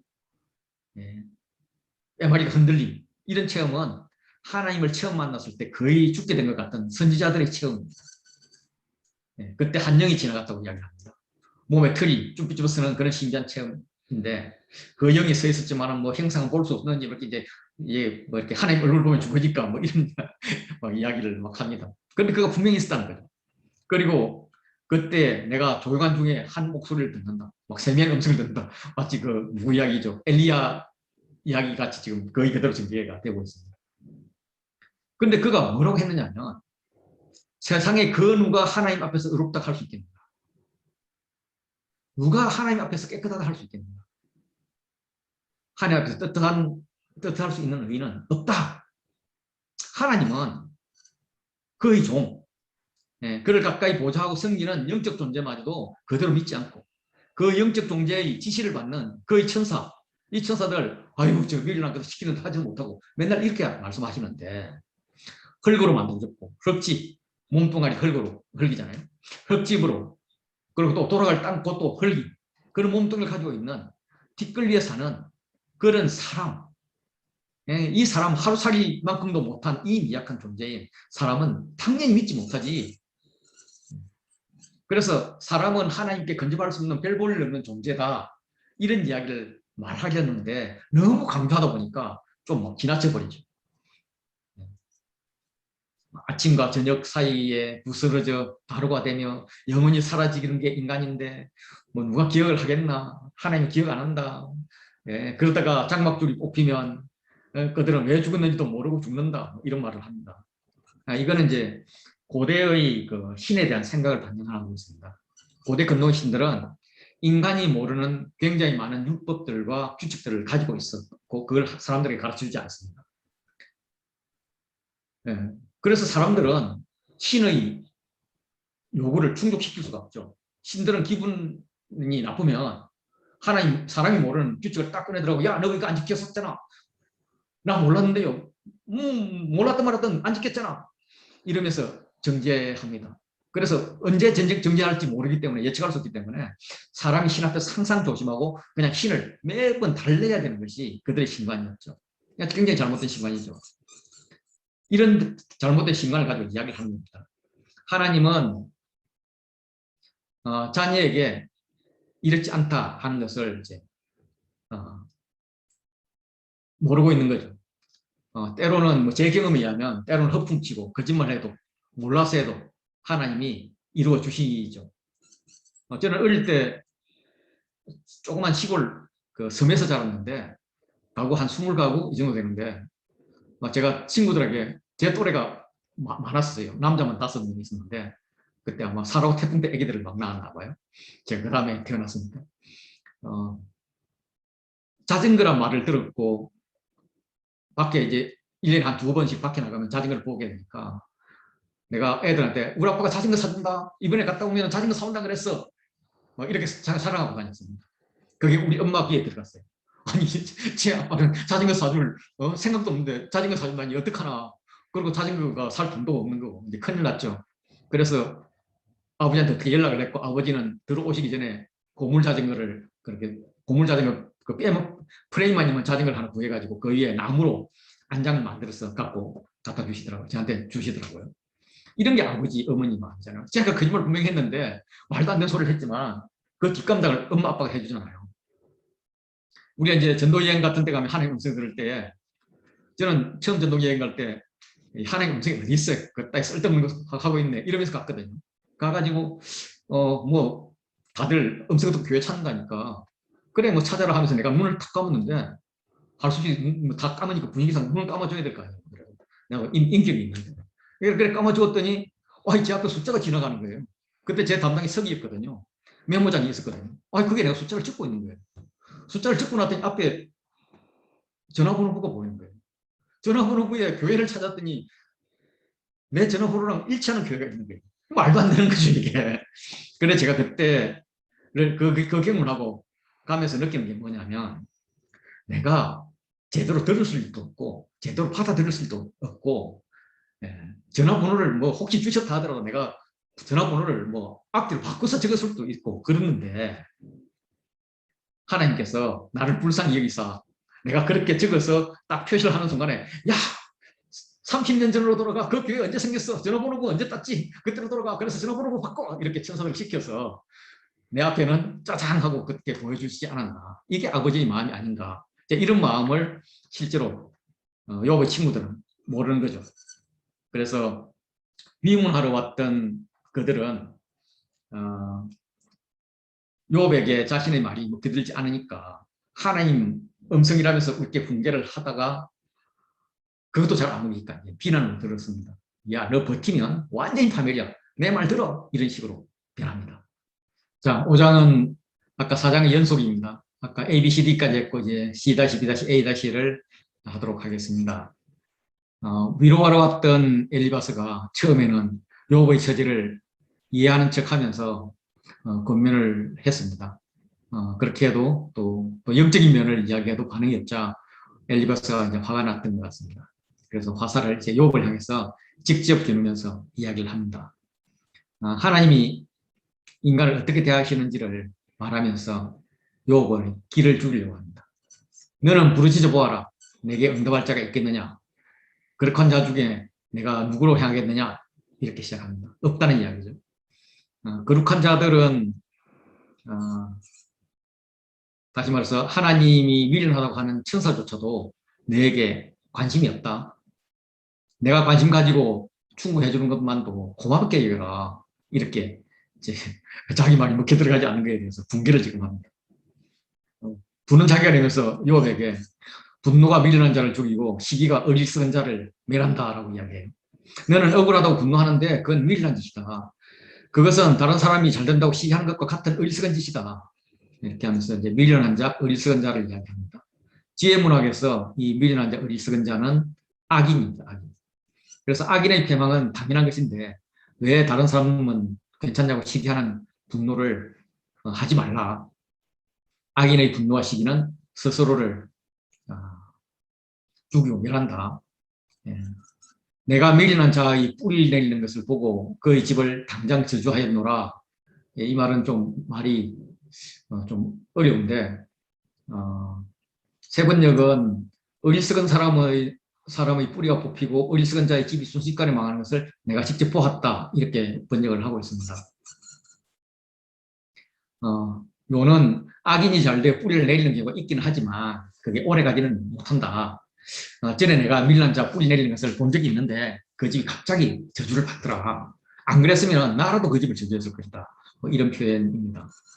그러면서 5장 4절은 그의 자식들은 하면서 구원에서 멀고 성문에서 억눌리나 구하는 자가 없다.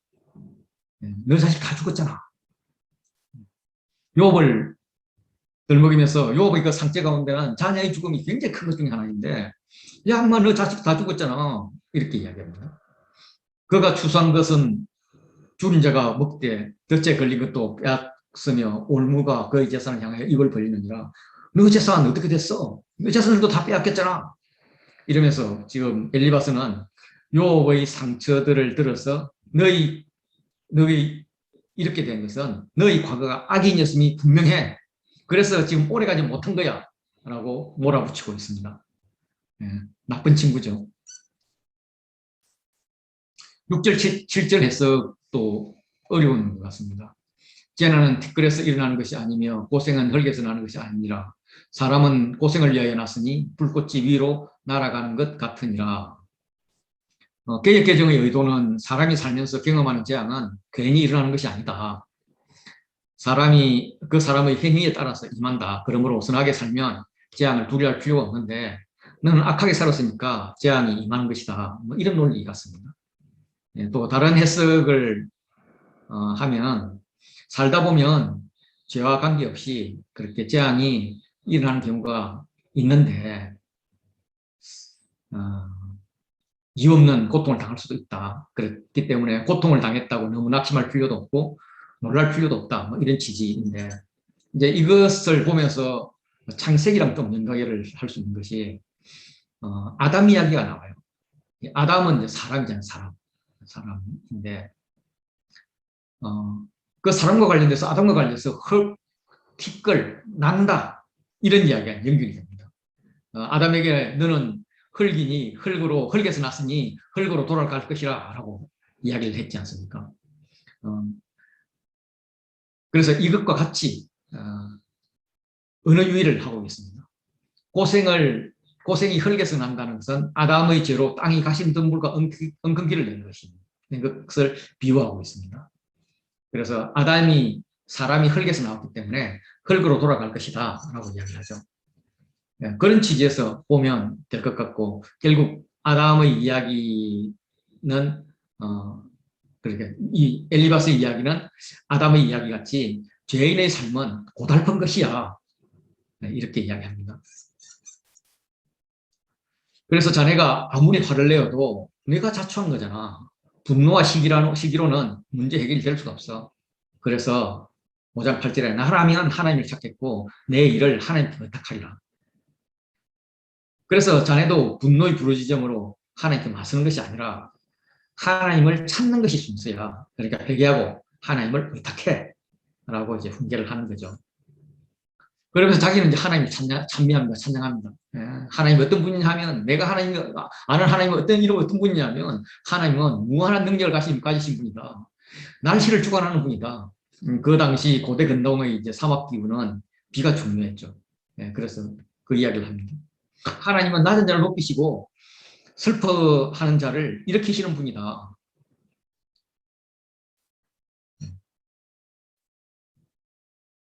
이런 거는 이제 이스라엘 하나님에 대한 이해이죠. 하나님은 악인이 승부하지 못하게 하신다. 하나님은 악인의 계략을 무너뜨린다. 하나님은 가난한 자를 보호하시는 분이다. 이런 이제 아주 하나님에 대해서 제대로 이야기도 하면서 또 종말론적 반전을 가진 그런 하나님, 다시 말해서 그 누가 복음에 보면 마리아가 예수님을 잉태하고 느닷없이 부르는 노래가 있잖아요. 그 국민한 자에 다가오시는 그 하나님, 이것들을 이야기를 합니다. 맞는 말이죠. 그래서 봐라, 그 하나님이 너에게도 동일하게 하실 것이다. 그렇기 때문에 너가 하나님의 징계를 받아들여라. 가난한 자의 입장이 되어서 내 죄를 인정하고 회개하면 가난한 자에게 주는 복을 너가 받을 수 있다. 이렇게 이야기하고 있습니다. 지극히 좋은 말이지만은 상처불로 가는 말이라서 지금 먹혀들고 있지 않는 거죠. 그러면서 이제 볼지어다 하면서 ABA 구조로 이야기를 합니다. 그래서 처음 볼지어다는 징계받은 자에게 복이 있다. 이 말은 우리가 잠언에 징계를 빙의 여기지 말라. 하나님께서는 그 사랑하시는 자를 징계하신다. 아비가 기쁜 아들을 징계하는 것과 같다. 이제 이런 묘지의 이야기를 시작을 하죠. 그래서 권면이 계속되는데, 처음 권면은 과거에 내가 다른 사람은 잘 도와주면서 지금 너 문제를 가지고는 이렇게 넘어졌는데 그 옛날 삶을 견지해라. 그들에게 위로와 격려의 말을 했던 것이 지금 너에게 하면 된다. 그러면서 소망이 하나님 있지 않냐, 뭐 이렇게 했는데, 두 번째는 어디에 복이 있느냐 하면서 마치 산상수훈을 읽는 느낌으로 문장을 냅니다. 그래서 하나님은 아프시게 하다가도 싸매시고 상하게 하시다가도 그의 손으로 고치시고 6가지 환난에서 너를 구원하시고 7가지 환난이라도 그 재앙이 내게서 미치지 않게 하고, 뭐 기근 때에 뭐 이렇게 또 내가 해의 채찍을 피하여 숨을 수가 있고, 뒤에서 뒷담화하는 이런 것들, 비방하는 것들, 이런 것들도 피할 수가 있고, 멸망이 올 때 두려워하지 아니할 것이다. 그러면서 막 멸망과 기근, 들짐승, 뭐 이런 이야기들을 하면서 그들과 화목하게 지낼 수 있어. 내가 내 장막에서 평안을 누릴 수가 있어. 그래서 이제 더 이상 잃는 그런 경우는 없을 거야. 너의 자손도 많아질 거야.